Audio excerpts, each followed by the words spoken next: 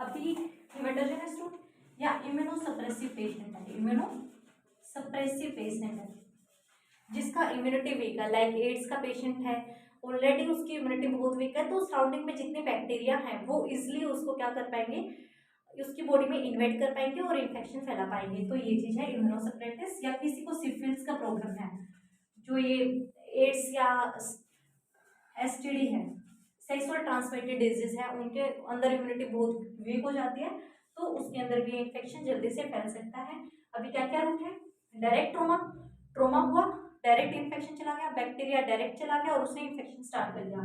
Second, during operation कोई implant अंदर डला है, सपोज फ्रैक्चर के टाइम पे इम्प्लांट एक प्लेट डला है, वो प्रॉपरली स्टेरिलाइज नहीं था, तो इन्फेक्शन हो सकता है। या फिर जो मैंने इक्विपमेंट्स यूज किए, जो भी डॉक्टर इक्विपमेंट यूज कर रहे हैं वो प्रॉपरली स्टेरिलाइज नहीं है, उसकी वजह से हो सकता है।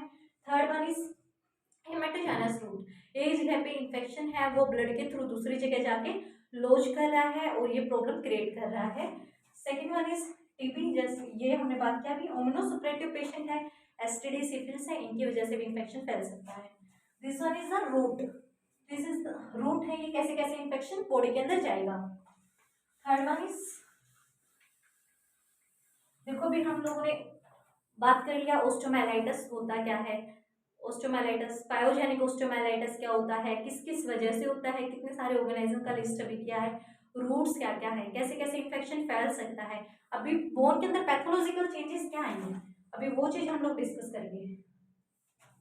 Bone pathological changes, bone pathological changes, normal structure, जैसे हम लोगों ने नॉर्मल स्ट्रक्चर ड्रॉ किया होगा, दिस वन। अभी हमने बात किया कि ये बोन मैरो को सबसे ज्यादा अफेक्ट करता है, this one portion is bone marrow, bone marrow को सबसे ज्यादा इफेक्ट कर रहा है। अभी ये आउटर जो कवरिंग है इट इज पैरोस्टियम।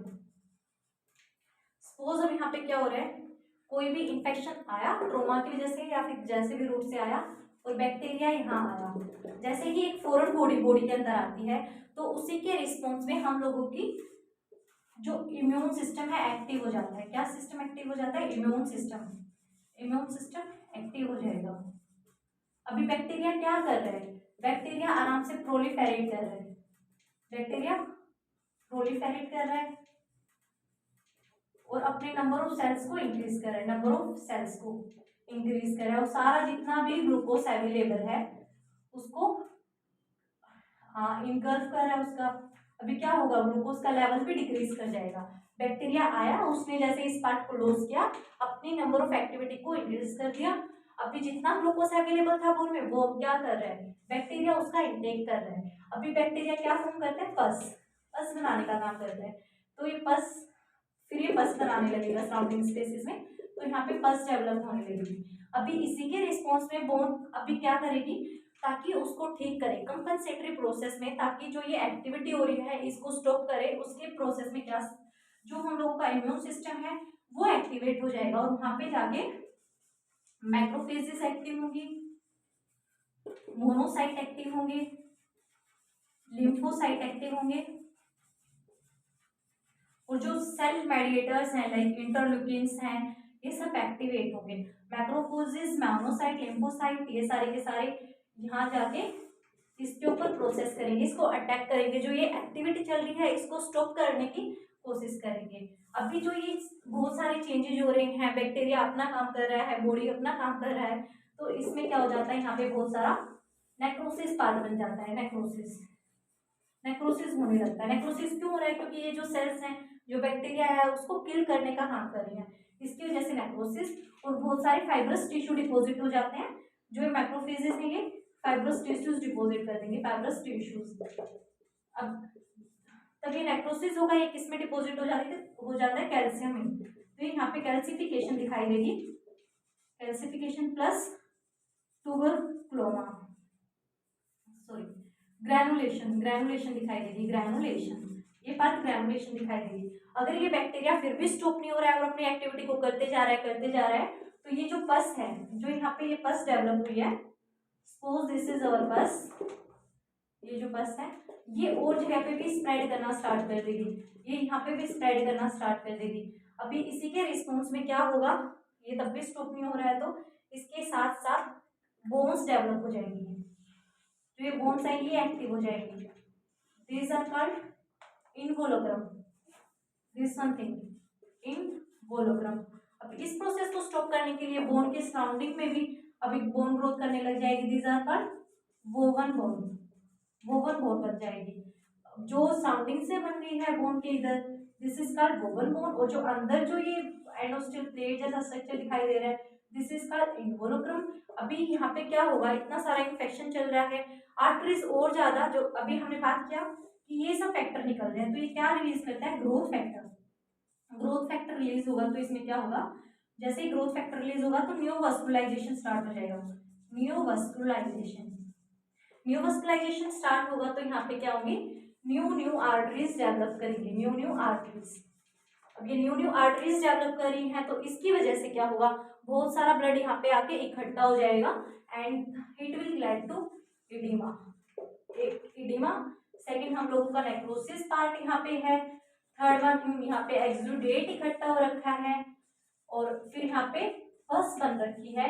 अभी तब भी ये चीज स्टॉप नहीं हो रही है, अभी बॉडी इसको अगर ठीक नहीं कर पा रही है तो ये पस क्या करेगी, जो ये पस यहाँ पे बन रही है ये बाहर आउटर पार्ट में भी जाना स्टार्ट कर देगी, और जो पेरोस्टियम है इसको भी इन्फ्लेम कर देगी। पेरोस्टियम क्या हो जाएगा, पेरोस्टियम इन्फ्लेम्ड हो जाएगा, और ये डायरेक्ट यहाँ पे भी स्प्रेड कर जाएगी, पस जो है सराउंडिंग सरफेस में भी स्प्रेड कर जाएगी और पूरे बोन को ये वीक कर देगी। इवन छोटा सा फ्रैक्चर भी होगा उससे भी क्या प्रॉब्लम हो सकती है, इवन छोटा सा भी हम लोग फॉल करेंगे तो उससे भी फ्रैक्चर होने के चांसेस हो जाएंगे, बिकॉज बोन कंप्लीटली वीक हो चुका है इसके पस फॉर्मेशन की वजह से, और ये पस जो है सराउंडिंग सरफेस में भी जा सकती है, और अगर ये वहां पे जाएगी तो क्या क्या प्रॉब्लम क्रिएट करेगी, रेंज ऑफ मोशन डिक्रीज करेगी, साथ ही साथ स्ट्रेंथ ऑफ बोन डिक्रीज हो रहा है, स्ट्रेंथ ऑफ बोन डिक्रीज हो रहा है, और यहाँ पे पेन होगा, pen.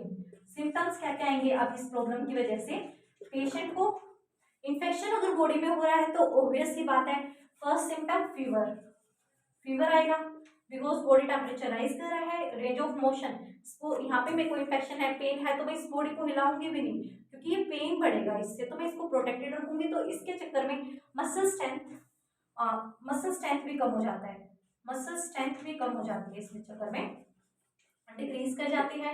Range of motion decrease, bones की डेंसिटी है वो डिक्रीज कर रहा है, पेन रहेगा। इस एस्पेक्ट में अगर ये सब चीजें हो रही हैं तो एडिमा होगा, यहाँ पे एडिमा दिखेगा, और यहाँ पे टेंडरनेस मिलेगी, tenderness. This is all about pyogenic osteomyelitis. First उसने बोन के अंदर इन्फेक्शन आया, फिर उसने अपनी एक्टिविटी करनी स्टार्ट की, प्रोलिफेरेशन किया, अपनी सेल्स की एक्टिविटीज को बढ़ाया, फिर उसी के रिस्पॉन्स में हम लोगों की बॉडी एक्टिवेट हुई, इम्यून सिस्टम एक्टिवेट हुआ, तो वहाँ पे मैक्रोफेजेस, मोनोसाइट, लिम्फोसाइट, इंटरल्यूकिन, ये सब रिलीज हुए, और जो ये पस बन रही है ये बैक्टीरिया है, उसकी एक्टिविटी को स्टॉप करने के लिए उन्होंने यहाँ पे वर्क किया। उस चक्कर में यहाँ पे नेक्रोसिस या डेब्रिस इकट्ठा हो गया, नेक्रोसिस या डेब्रिस इकट्ठा हो गया। अब तब ये सारी चीजें रिलीज हो रही हैं तो बॉडी को एक ग्रोथ फैक्टर एनहांस हो जाता है, जिसकी वजह से यहाँ पे न्यू वेसल्स डेवलप होगी, बहुत सारी न्यू आर्टरीज आके यहाँ पे डेवलप होगी। अभी तब भी ये इन्फेक्शन ठीक नहीं हो पा रहा है, अगर इनसे भी ठीक नहीं हो पा रहा है तो अभी ये पस क्या करेगी, ये डिस्क्लोज करना स्टार्ट करेगी, ये बाहर की तरफ निकलना स्टार्ट करेगी, तो यहाँ पे ये पस सराउंडिंग स्ट्रक्चर्स में भी चली जाएगी। अभी बोन के अंदर क्या है, वोवन बोन एक्टिव हो गई है, जो ये डिस्ट्रक्टेड पार्ट हो रहा है, बोन की ऑस्टियोक्लास्टिक एक्टिविटी चल रही है, इसको रिस्पॉन्ड करने के लिए बोन मैरो, सॉरी ये जो वोवन बोन है ये एक्टिव हो गई है, साथ के साथ हम लोगों के यहाँ पे इन्वोलोग्राम डेवलप हो गए हैं, और इसके सराउंडिंग में बहुत सारा पस इकट्ठा हो गया है, जिसकी वजह से बोन के अंदर क्या क्या चेंजेस आई, एक इसका स्ट्रेंथ कम हो गया, बोन की डेंसिटी कम हो गई, सराउंडिंग जो भी इसके साथ ज्वाइंट बना रहे हैं ज्वाइंट वीक हो गया, जो इसके पास से मसल जा रही है मसल वीक हो गई है, ये सब कुछ होगा। अभी इसी की वजह से जो हमने ये सब बात की, अगर इन्फेक्शन परसिस्ट करता है तो क्या होगा, इफ इन्फेक्शन परसिस्ट, अगर इन्फेक्शन अब भी चल रहा है, पेशेंट टेक नो ट्रीटमेंट, अगर कोई ट्रीटमेंट पेशेंट ले नहीं रहा है तो इससे क्या क्या होने के चांसेस हैं, जो ये इरेगुलर बहुत सारा प्रोटीन बन रहा है, इरेगुलर सेल बन रही है, इट विल कन्वर्टेड इनटू अमाइलोडोसिस, अमाइलोडोसिस में कन्वर्ट हो जाएगा, जो कि इरेगुलर प्रोटीन है, जिसका पता भी नहीं है, कोई अरेंजमेंट नहीं है, कुछ नहीं है, तो एमाइलोइडोसिस। अगर फिर भी इन्फेक्शन चलता जा रहा है, बस बन रहा है, रुक ही नहीं रहा है, तो it will convert into cancer. तो उस पार्ट का कैंसर भी हो सकता है, एमाइलोइडोसिस भी हो सकता है। और हमने नॉर्मल तो बात कर ही लिया कि फ्रैक्चर होने के चांसेस जो है वो ज्यादा बढ़ जाते हैं बोन के, दिस नथिंग, अगर इन्फेक्शन लंबे टाइम तक चला। देन हम लोग बात करते हैं ट्यूबरक्लोसिस। ट्यूबरक्लोसिस का अगर पायोजेनिक ओस्टियोमाइलाइटिस अगर ट्यूबरक्लोसिस की वजह से हो रहा है, ट्यूबरक्लोसिस की वजह से हो रहा है, तो ये किसको इन्फेक्ट करेगा? लंग्स के अंदर ट्यूबरक्लोसिस है, वो क्या, अगर बहुत ज्यादा इन्फेक्शन है तो वो यहाँ से पोस्टीरियर एस्पेक्ट जो है लंग का, यहाँ से पास में जो वर्टिब्रल बॉडीज हैं इनको अफेक्ट करेगा। किसको अफेक्ट करेगा? वर्टिब्रल बॉडीज को। वर्टिब्रल बॉडीज में भी कैसे कैसे spores, this is the body,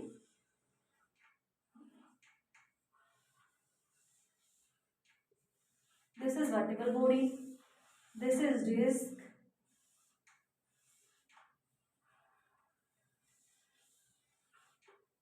एक कैसे कैसे इम्पैक्ट कर सकता है, दो डायग्राम्स बना के चलते हैं, दो तरीके से ये इसको इम्पैक्ट कर सकता है, this one thing and second one thing is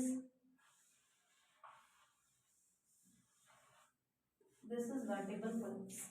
एक तो हो सकता है जो भी इन्फेक्शन आया है, पहले जब हम लोग लंग्स की बात करते हैं, दो लंग्स के बीच में एंटीरियर एस्पेक्ट रहता है, तो इन्फेक्शन इधर से आएगा, यहाँ पे इन्फेक्शन है, यहाँ पे इन्फेक्शन है, हो सकता है यहाँ पे बॉडीज के अंदर इन्फेक्शन हो, या फिर हो सकता है जो ये इन्फेक्शन इतना सीवियर हो गया है बॉडी टू वर्टिब्रल डिस्क, कि बॉडी के अंदर भी है, वर्टिब्रल डिस्क में भी है, और ये एंटीरियरली भी इन्फेक्शन जो है जा रहा है, इन्फेक्शन चारों तरफ जो है फैल चुका है। तो इस करके अभी आया कहाँ से है? लंग से इन्फेक्शन आया है, तो वो दो वर्टिब्रल बॉडीज के पास में भी हो सकता है, दो वर्टिब्रल बॉडीज के पास में होगा तो यहाँ पे ये जो डिस्क है इसका प्रोलैप्स हो जाएगा। डिस्क का क्या करेगा, जैसे नॉर्मल स्ट्रक्चर है, फिर ये डिस्क क्या करेगी? प्रोलैप्स करेगी, लाइक दैट, ये ऐसे चली जाएगी। अभी ये जो हम लोगों की स्पाइनल कैनाल है, यहाँ से स्पाइनल कोड जा रही है, तो ये क्या करेगी? इसके ऊपर कंप्रेशन डालने का काम करेगी। अगर स्पाइनल कोड पे कंप्रेशन आया तो उससे क्या है, जो भी यहाँ से नर्व्स निकलती हैं, दीज आर नर्व्स, उसके ऊपर डायरेक्ट इफेक्ट आएगा, जिसकी वजह से पैराप्लीजिया भी हो सकता है, पैराप्लीजिया, या फिर एक पैर का लेग का पैरालिसिस, लोअर लिम्ब पैरालिसिस हो सकता है, लोअर लिम्ब पैरालिसिस, अगर ये कंप्लीटली इसको स्पाइनल कोड के ऊपर प्रेशर डाल दिया है। या फिर अगर एक्यूट स्टेज है, अभी स्टार्टिंग ही हुआ है, थोड़ा थोड़ा प्रेशर लग रहा है, तो पैर में झंझनाट जाएगा, टिंगलिंग सेंसेशन जाएगा, बहुत सीवियर पेन रहेगा पेशेंट को, कोई एक्टिविटी नॉर्मल एक्टिविटी भी करेगा तो भी पेशेंट को पेन रहेगा। फर्स्ट जैसे ही इन्फेक्शन है, वर्टिब्रल बॉडीज को उसने इन्वॉल्व किया, अभी फर्स्ट एक्यूट स्टेज है, अभी जो वर्टिब्रल डिस्क है उसके ऊपर दोनों साइड से, जैसे ये हम लोगों के डिस्क है, इसके दोनों साइड से कंप्रेशन आएगा तो डिस्क पीछे की तरफ बल्ज करेगी, तो अब हमें पता है यहाँ पे स्पाइनल कोड जाता है, स्पाइनल कोड पे कंप्रेशन आएगा, अगर माइल्ड कंप्रेशन है तो क्या होगा? टिंगलिंग सेंसेशंस आएंगी, टिंगलिंग सेंसेशंस, और बहुत ज्यादा पेन होगा पेशेंट को कोई भी एक्टिविटी करते टाइम। लेकिन फिर भी इन्फेक्शन रुकने का नाम नहीं ले रहा है, वर्टिब्रल बॉडी पे ज्यादा कंप्रेशन आ रहा है, बहुत सारा यहाँ पे कंप्रेशन आ रहा है, बोन डेंसिटी क्या हो चुकी है? वीक हो चुकी है, बिकॉज ये इन्फेक्शियस बोन पार्ट है, तो ये इसके ऊपर ये कंप्रेशन डालेगा ज्यादा से ज्यादा, जिसकी वजह से पैराप्लीजिया या लोअर लिम्ब पैरालिसिस होने के भी चांस होंगे, फिर patient will unable to walk, वो अपनी कोई एक्टिविटी भी नहीं कर पाएगा। फिर भी इन्फेक्शन अगर रुक नहीं रहा है तो वो क्या करेगा? जो ये इन्फेक्शन है ये वर्टिब्रल बॉडी को भी इन्वॉल्व कर लेगा, नहीं सॉरी, ये जो वर्टिब्रल डिस्क है इस डिस्क को भी इन्वॉल्व कर लेगा, और डिस्क का इन्फेक्शन होता है तो डिस्क ये चीज हो जाएगी, और जो ये पस है ये आगे भी निकलने स्टार्ट हो जाएगी, और अपनी जो एडजेसेंट वर्टिब्रास है, सपोज दिस वन, इस डिस्क को भी इंक्लूड करेंगे, और जो ऊपर वाली डिस्क है इनको भी ये इंक्लूड करना स्टार्ट कर देगी, इन्फेक्शन फिर वर्टिब्रल कॉलम में फैल जाएगा। अगर हम लोगों ने जैसे बात किया स्पाइनल कोड का, suppose this is spinal cord, ये इसके ऊपर कंप्रेशन डालता है डिस्क, साथ के साथ जो ये इन्फेक्शन है इन्फेक्शन भी ट्रांसमिट करेगा। अभी जो हम लोगों की स्पाइनल कोड है, जो इसकी आउटर कवरिंग है, दैट वन इज डूरा मैटर। तो अभी अगर ये इसको इन्वॉल्व करती है तो यहाँ पे क्या पस हो सकती है? एपिड्यूरल पस, एपिड्यूरल पस। फिर ये स्पाइनल कोड को भी इन्वॉल्व कर लेगा, पस स्पाइनल कोड में भी फैल जाएगा और ऐसे ही ये पस फिर ब्रेन तक भी जा सकता है अगर ये सीवियर रहा तो। सेकेंड वन, दिस इज, फिर वर्टिब्रल कॉलम के आसपास कौन कौन से मसल्स हैं, जितने भी मसल्स हैं वहां पे ये क्या कर जाएगा, लॉस कर जाएगा और इन्फेक्शन क्रिएट करेगा अगर ये इंक्लूड करता है लंबर मसल को, क्योंकि यहाँ पे क्या प्रेजेंट होती है, lumbar muscles, sorry lumbar muscles है, इलियोसोआस प्रेजेंट है। अगर लंबर में इलियोसोआस को इंक्लूड करता है तो सोआस मेजर एब्सेस फॉर्म हो जाएगा, क्या हो जाएगा, psoas major abscess, then it is called psoas major abscess. फिर यहाँ पे जो मसल है, मसल्स भी अफेक्ट हो जाएंगे साथ के साथ। This is all about the osteomyelitis. Thank you.